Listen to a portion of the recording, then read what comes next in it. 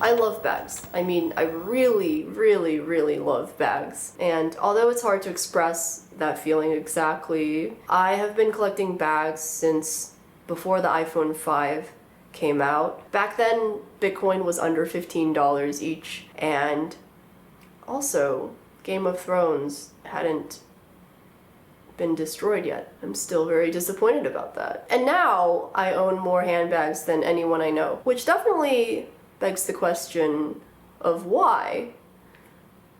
To answer that question, I will show you about 15 bags for my collection and just explain why I love them so much. And also, if you're considering one of them or want to add one of them to your mood board, then you'll know a little bit about what I think about each one. I don't have any deeper thoughts to add about bags, and that's just because they're really just for fun, so let's have some fun. Starting with the Dior DJoy.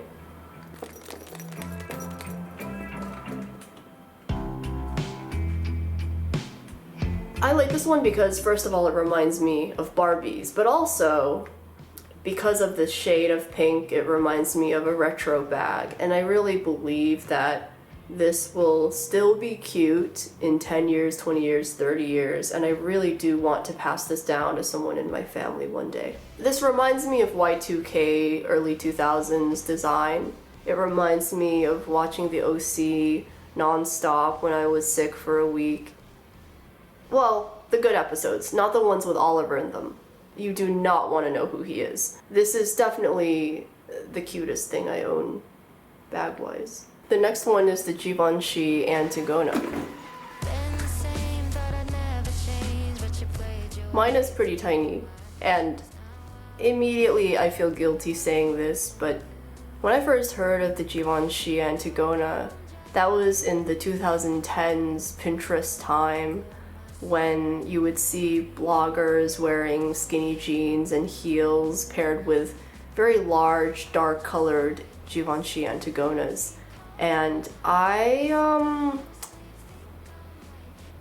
was not a huge fan of that. And I think that's because the Givenchy Antigona, the regular ones, were relatively bulky and visually very heavy, and I felt that it was difficult to balance that with the right outfit. Then, not too long ago, I saw this one at Saks Fifth Avenue, which is not something that we'll be able to say much longer if they go bankrupt.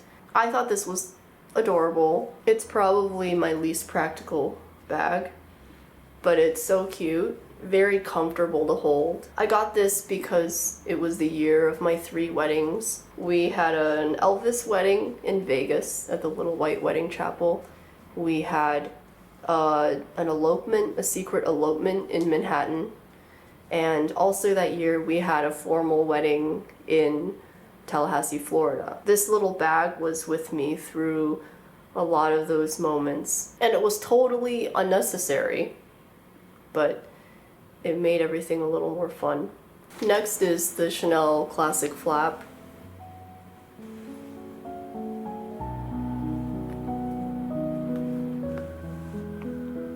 This may actually be the most iconic handbag in the world. It is a bit larger than the last 2 bags, but it fits very little. Part of the reason I think I have this is because it is the most famous handbag in my opinion. However, the other part of me has to admit that I think I have this because I am secretly very competitive.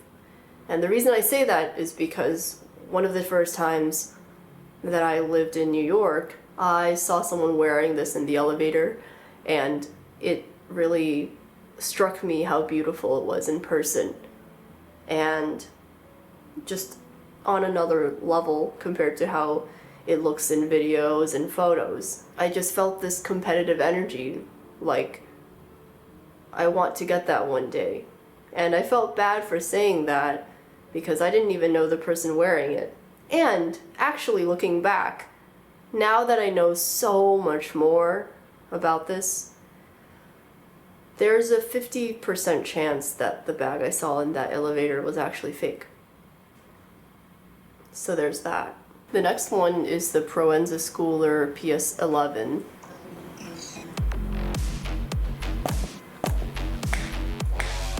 I have this bag because I wish I were as cool as this bag, but I'm really not. For example, I can't dance, and I've basically just been called a nerd my whole life, but when I wear this, I feel a little bit cooler. This is the Chanel 22.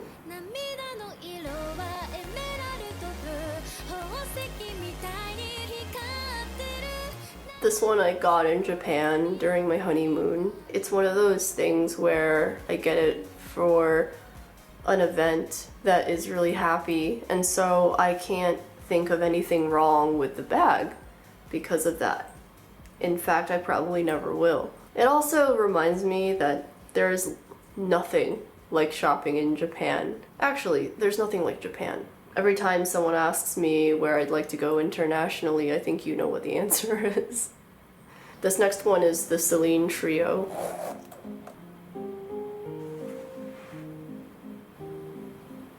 I like this one because it holds a lot more than its size, easy for traveling, and it makes me imagine walking around in Paris and filming the camellias and wondering why it's gray again. It also gives off the feeling of stopping by for coffee and a baguette, although I don't drink coffee, but it makes me feel like I am. The next one is the Coach Asher.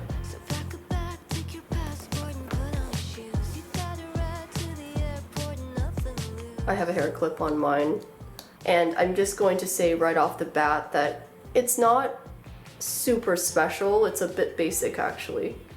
And when I put this on, I have this mood of going to whatever concert everyone else wants to go to, listening to whatever music is popular on the radio without really questioning it, and just believing whatever mainstream media is feeding me information-wise. Sometimes I'm just in that mood. I don't really want to question everything and wonder if we're being controlled by a global elite and if we're destroying our planet.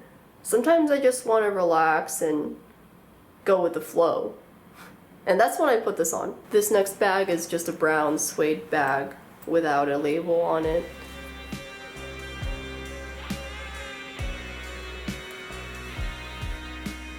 I just saw it in the window in my neighborhood, went in the store and bought it. And it's exactly the type of bag that I wouldn't feel so bad carrying with me if I were listening to vinyl records. I could definitely imagine listening to the Zombies or Sublime or the Mamas and Papas while wearing this, which, by the way, those artists are pretty good on vinyl compared to CD, so I recommend them. The Beatles are better on Apple Music, I've found. This is my $20 bag from Amazon.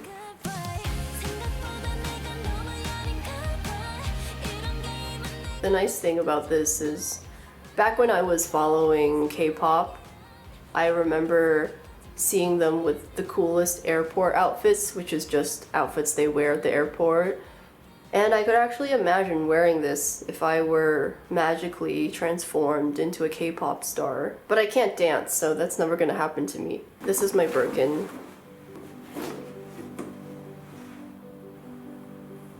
I actually never really expected to get this because they look really ugly online.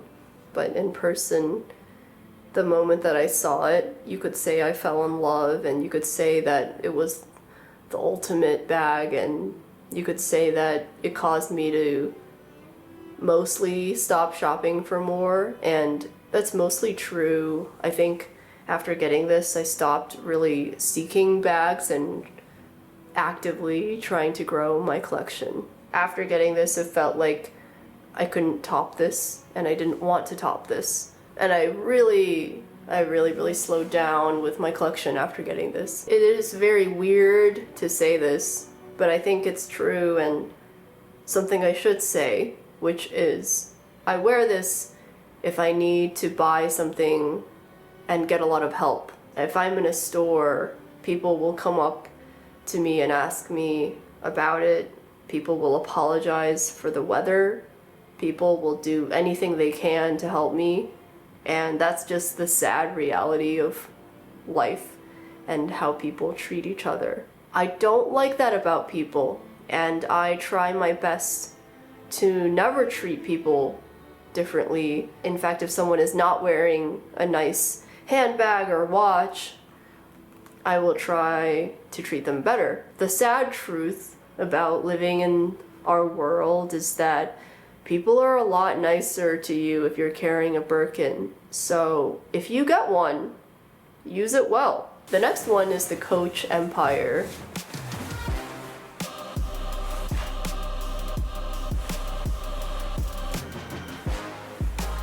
I got this at the huge Macy's store near Herald Square in New York. This bag really reminds me of New York. It reminds me of the tough days, working all day, commuting after the sun sets, and sending millions of emails in one day.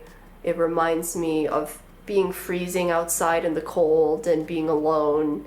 And it reminds me of all those days when things were really not going well and I wasn't getting what I wanted. Lots of days like that exist in New York and probably life in general. I'd like to use this more. It gets softer over time, and maybe there's a metaphor in there somewhere. This is my Reisenthal grocery bag, and I really do count it as a bag. It's been with me for so long, and it's probably about 20 years old. When I think about how much it's been through, I cannot believe that it's not broken. If I fold it like this, I can put it inside a pocket and take it to the grocery store. This next one is a Nathan Pyle grocery bag.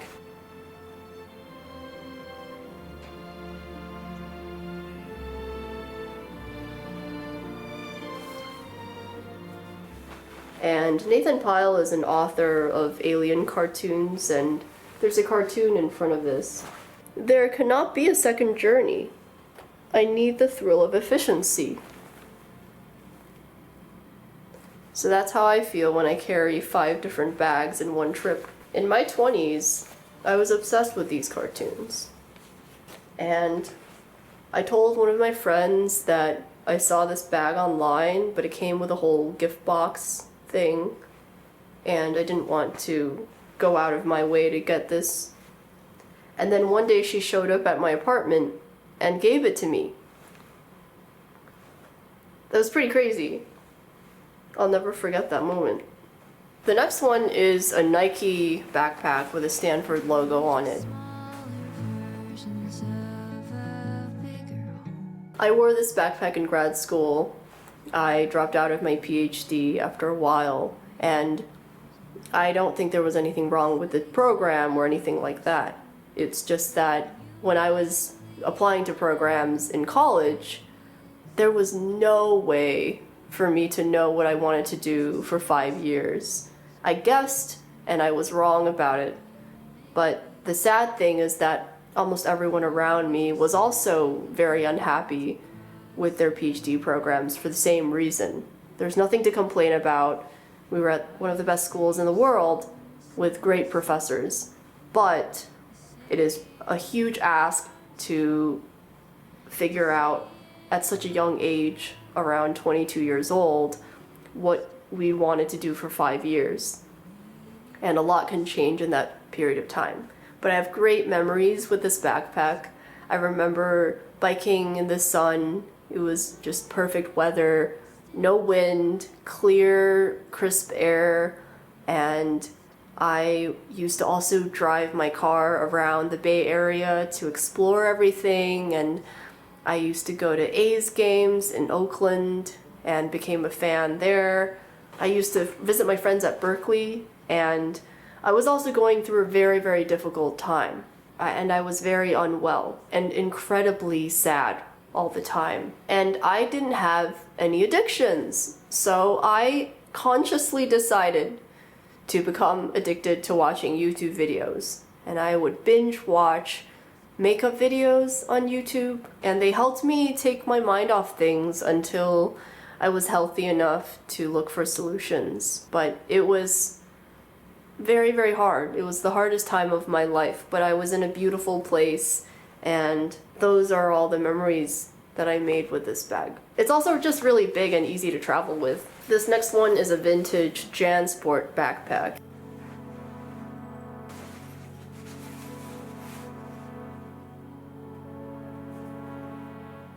It's important to me that it's vintage because the zippers on the sides go down further and the overall shape is a bit floppier than the modern JanSport backpacks, and I was having a lot of trouble finding a vintage JanSport until I found this one. And there's no other reason why there's an American flag on it, although I do love my country.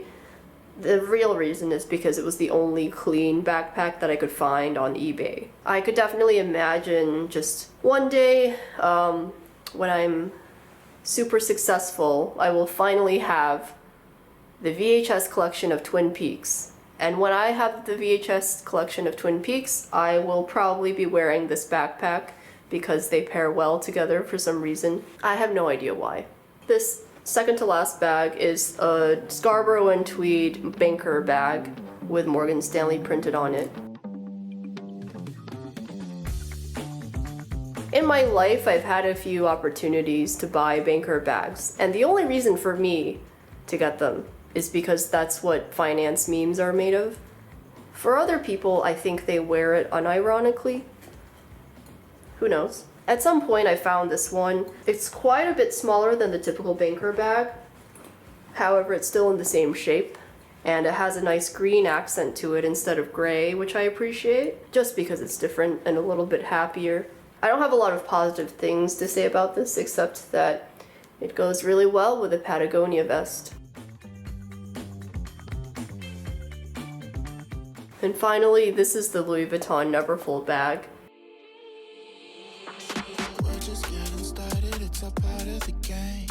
I always say that I put 200 pounds of load on this and it didn't break. It is absolutely true that this is one of the first luxury bags that people often get for their bag collections, but it's extremely expensive now for an entry-level or starter bag. And I don't know that I would recommend it anymore because of that. Sometimes prices are just unreasonable. Those are all the bags that I have with me today, and while I was showing them to you, so many memories came back. I guess that's the point, because otherwise they're just pieces of fabric and leather and metal. What's the point of them unless they remind us of stories and remind me of how hard I've been working? But they're not serious things, and I always think that there are so many more serious and important things in life. Maybe they'll all outlast me. That is my plan. Even the backpacks. I think they're all going to outlast me as a person. Sometimes things about life don't have a real meaning or a purpose, and sometimes things in life don't have to make perfect sense and can be extraneous. But that's why there are some parts of life that are just fun, for no other reason than just fun. And I think that's okay. And as long as I'm buying them responsibly, I can have some fun. I will be thinking of you, and I will talk to you later. Probably about watches, because you can't have bags without watches. Just kidding. You can actually. You totally can. If you enjoyed this video, you may enjoy my first ever bag video, which I will link for you